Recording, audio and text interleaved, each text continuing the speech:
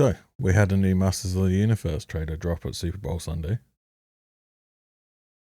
That's not the whole story though, is it?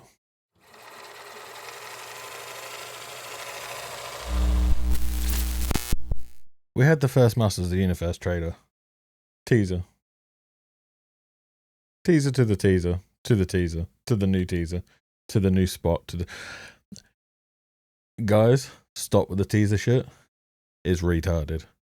It's a trailer. We had a trailer 2 weeks ago for Masters of the Universe, and it had mixed response.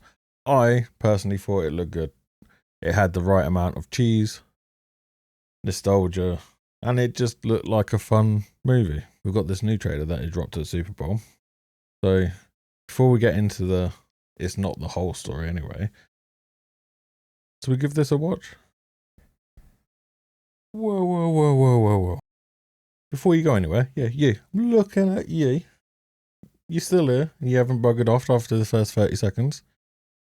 Drop us a like. You know you want to. Think about a little sub. Or a little follow. Go on. You know you want to. Now, where's he gone? Oh, he's up there. Let me grab him. Well, he's a bit fucking rude, wasn't he?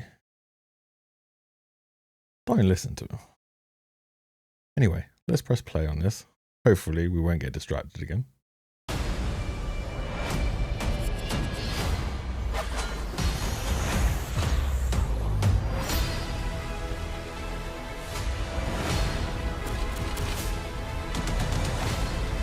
Take the sword. You protect them.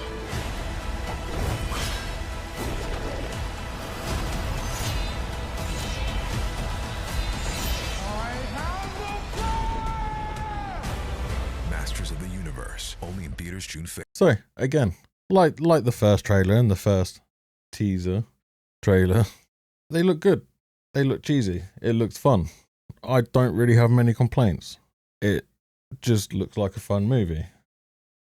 If you want to be super critical about it, yeah, there's complaints. But it just looks like a fun movie, and that's what going to the cinema and watching movies is all about, isn't it? You could go down the route as Master of Arms was race swapped and all that shit, but this time, don't really give a fuck. But the problem is, when we're having trailers like this, that actually has people's interest. As I said, these trailers are a kind of 50-50 thing. Some people like it, some people don't. Doesn't fucking matter. A lot of people seem to like it. It'll do alright, as long as it hasn't gone over budget, it hasn't spent shitloads in market. I ain't even looked how much they put an estimate on how big the budget was on this. But as long as it's not too high, I can see it making profit, as long people shut the fuck up. And this is what I mean. You have the director of the movie coming out making stupid statements. Sorry about the brightness. This is on Empire, and no one else seemed to have proper quotes, and it's easier just going straight to the source instead of going to other people's quotes, because everyone else's quotes was just the whole Skeletor is the embodiment of toxic masculinity, says the movie director. But I want to see what he actually said into context, so I'm not being an idiot here. And the Empire website is a bit retarded. They don't let you put an ad blocker on, so sorry for all this crap. And the brightness, they don't let you put it in dark mode.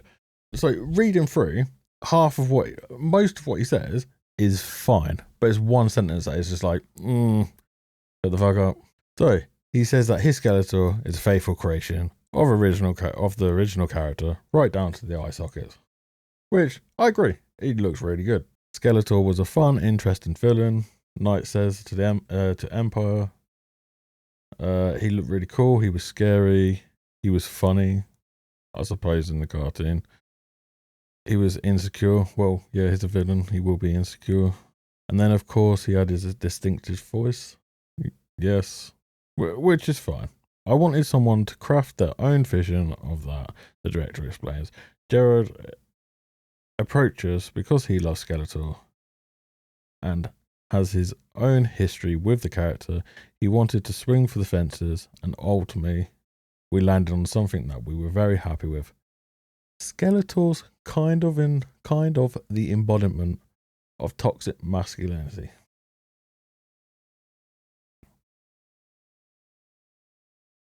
Okay, he's a villain. Yeah, he's a fucked up retard. But when you're throwing around all these modern fucking talking points, like toxic masculinity, fuck you.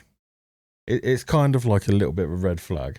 You've got a little red flag poking out of there. That's making people just like, maybe when you had the him thing on his desk, maybe you were being serious. We don't know yet. Goes on to say, he wasn't always going to be this way. A Masters of the Universe reboot has always been in the running for years, and previous iterations of the screenplay of Skeletor's in a golden skull mask. And I said, fuck that shit. I agree.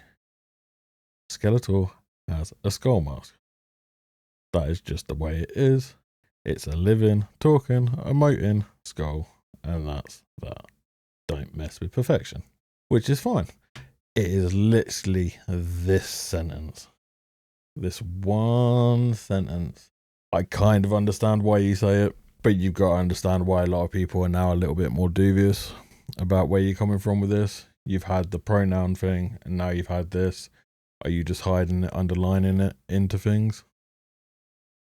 Let me go to another page where I'm not getting blinded. 1 second. I think we're at that stage now where the best thing that directors and actors and all this kind of shit can do, when you have a product that you want to sell it, advertise it, shut the fuck up. You make it worse. You dig yourself holes. Even if you didn't mean it the way that people are actually taking it at the moment, it's being taken that way. So that might draw more people not to go see it. The trailers look fucking good. So shut the fuck up. Especially if you're a director of the movie. People have weird ideas as well about directors. About how they think that they have the power. They have a lot to say. They have a lot of power.